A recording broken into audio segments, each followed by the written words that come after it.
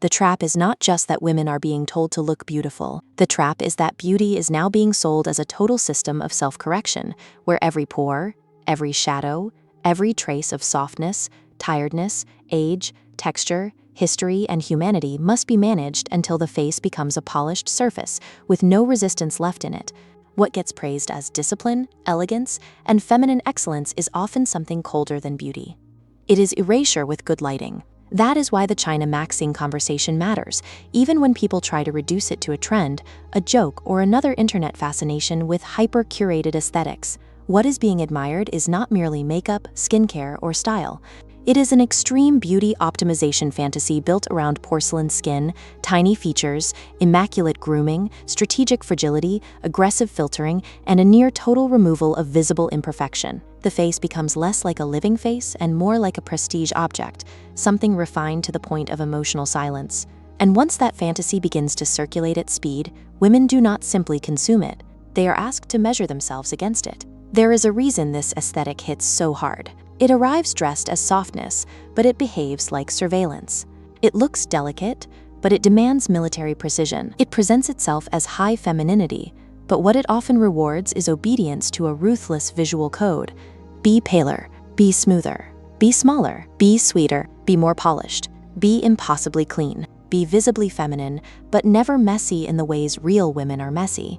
Never bloated, never exhausted, never uneven, never ordinary, never evidence of a body that has actually lived. At first glance, many women can recognize the appeal. The visual language is seductive. Milky skin, blurred texture, glossy lips, delicate blush, long dark hair, narrow silhouettes, innocent eyes, immaculate outfits, a kind of controlled prettiness that feels almost ceremonial. It promises mastery. It promises that if you just optimize hard enough, if you study hard enough, buy the right products, use the right camera, choose the right angle, edit the right details, and maintain the right discipline, you can finally become unassailable. Not just pretty, but perfected.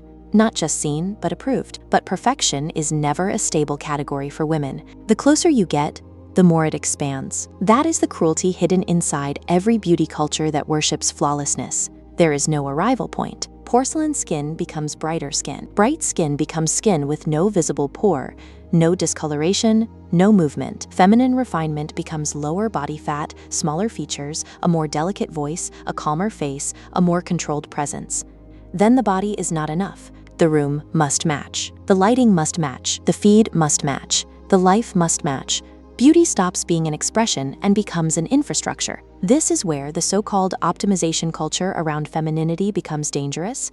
It teaches women to relate to themselves as unfinished projects under permanent renovation. You are never simply a person with a face. You are a surface to improve. You are a before image waiting to be corrected. Every mirror becomes a performance review. Every camera becomes evidence. Every scroll through a polished feed becomes a quiet referendum on your value. Once that logic takes hold, beauty is no longer something you play with. It becomes something you serve. And the digital layer makes this worse in ways many people still underestimate. Filtering is often treated as harmless decoration, as though it is merely adding softness or glamour to an image. But aggressive beauty filters do not just enhance. They rewrite the rules of what a face is allowed to look like. They narrow the nose, lift the eyes, smooth the skin, slim the jaw, brighten the complexion, enlarge the pupils, erase fatigue, and flatten difference into one synthetic visual ideal. After enough exposure, women begin to feel that their real face is the flawed copy and the edited face is the true standard. That psychological reversal is devastating. It is devastating because it produces a very specific kind of alienation. A woman begins to feel estranged from her own unedited body. Her actual skin looks wrong because it has texture. Her actual smile looks wrong because it moves. Her actual face looks wrong because it changes in bad lighting, in stress, in age, in grief, in ordinary life. She is not comparing herself to another human being anymore. She is comparing herself to a digitally stabilized fantasy with no blood in it. That is not aspiration. That is self-abandonment. And because this aesthetic is coded as feminine success, its violence often goes unrecognized. Women are taught to call it self-care. They are taught to call it standards. They are taught to call it effort, glow, discipline, leveling up. The language is always soft, while the demand is brutal. There is a world of difference between enjoying beauty and being consumed by optimization. But online culture keeps trying to collapse that difference. It tells women that submission to impossible standards is empowering as long as the packaging is pretty enough. A feminist reading of this trend has to name something uncomfortable. The fantasy on display is not simply about becoming beautiful. It is about becoming easier to admire and harder to trouble. The perfected woman is smooth, sweet, controlled, ornamental, and endlessly legible. She does not leak complexity. She does not show the marks of appetite, rage, illness, aging, stress, or contradiction. She does not interrupt the visual economy with too much personhood. In that sense, the perfection trap is not asking women to become more themselves. It is asking them to become more manageable. That is why the aesthetic can feel so intimate and so political at the same time. It is not merely telling women how to look. It is telling them how much humanity they are allowed to keep while still being rewarded. A little softness is welcome. Too much reality is not.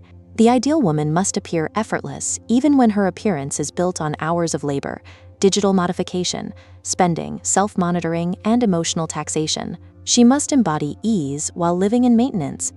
This contradiction is one of the oldest scams ever sold to women, and digital culture has simply upgraded its tools. There is also a racial and cultural caution that has to be handled with care here. The problem is not Chinese women, Chinese beauty practices, or East Asian aesthetics.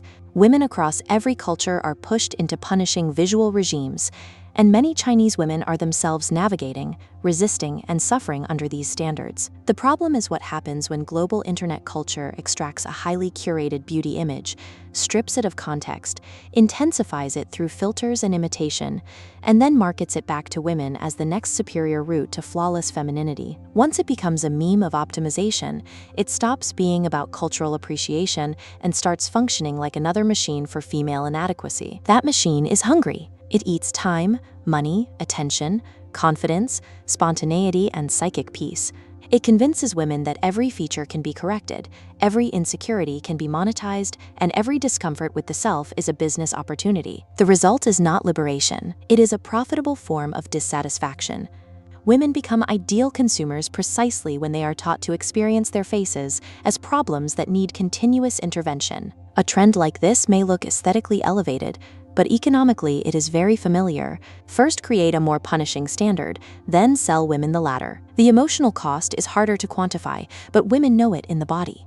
It is the exhaustion of never feeling camera ready enough. It is the panic of seeing an unfiltered photo. It is the humiliation of your real face arriving before your edited one. It is the low-grade grief of feeling that your natural appearance has somehow failed to represent the better version of you.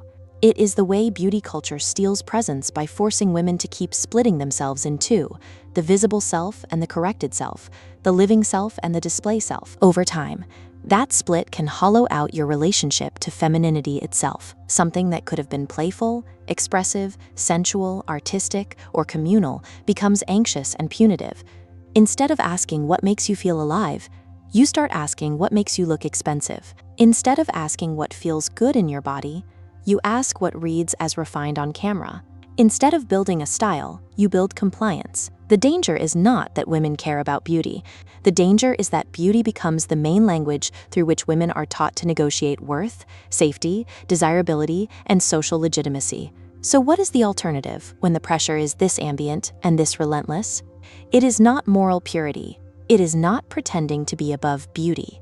Most women cannot simply opt out of appearance politics because those politics shape real treatment in work, dating, social life, and public perception. The answer has to be more practical and more honest. It begins with learning to distinguish adornment from self-erasure. One expands your sense of self. The other narrows it. One feels like play, authorship, experimentation, and pleasure. The other feels like fear, compulsion, concealment, and chronic correction. It also means rebuilding tolerance for reality. Real skin has texture. Real faces have asymmetry. Real beauty changes under different light, different moods, different seasons of life. Real femininity is not porcelain. It is animate. It carries memory. It moves. It sweats.